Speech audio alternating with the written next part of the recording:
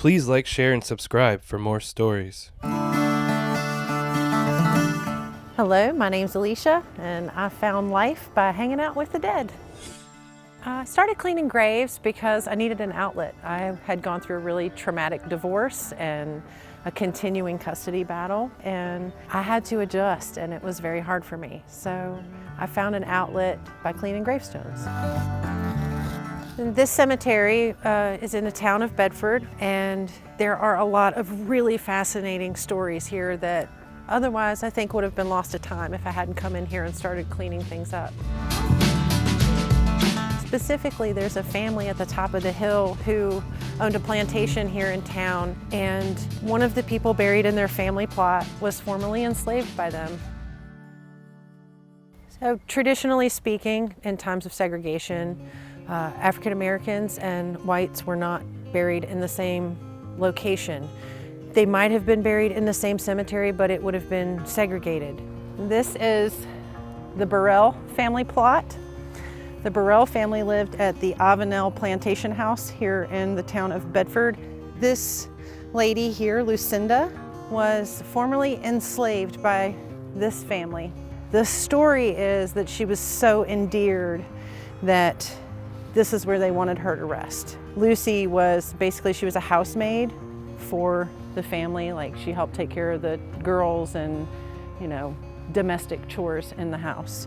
She was aged 70 years, so that puts her approximate birth date around 1827. She was the lifelong friend and servant of Mrs. William M. Burrell. And Mrs. William M. Burrell was Frances Steptoe Burrell, who was a descendant of Thomas Jefferson's secretary.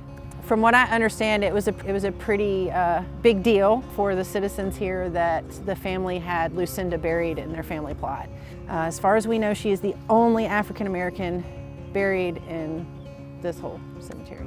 In the town of Bedford, we have the cemeteries here, and then on the opposite end of town, there is the African American cemetery where most of their burials took place.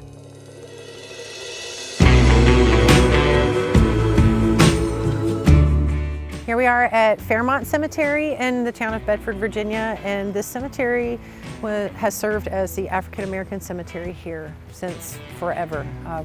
Early records are lost to time, but we can safely assume that many people in here were born into slavery. So these three right here, two of them I have cleaned. On the left, Manson and Emma, they were husband and wife, and Daniel Ashby. All three of these people were born into slavery here in Bedford. So you'll see a lot of similar names in here as you would see in the other cemetery where the whites are buried. And that's because they descend from people who were owned by those people. Odie is a very common name here. Johnson, there are Saunderses and Cunninghams and Davis. Those are all names that came from the white enslavers. This guy here, his stone's dirty, but Russell Odie was the town of Bedford's first African-American mayor.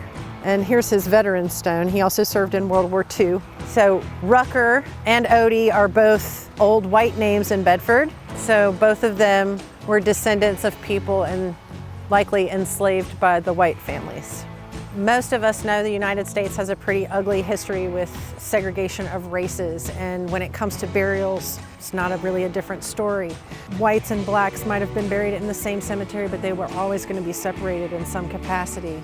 In Bedford, they have their own cemetery. And as time has passed and desegregation occurred, just by happenstance, and because people tend to want to be buried with their family members, they usually remain segregated. This cemetery is a very important part of Bedford history. There are many important African American people buried in here, and I like to take the time to come over here and clean stones as well because their stories are important to tell, just like everyone else.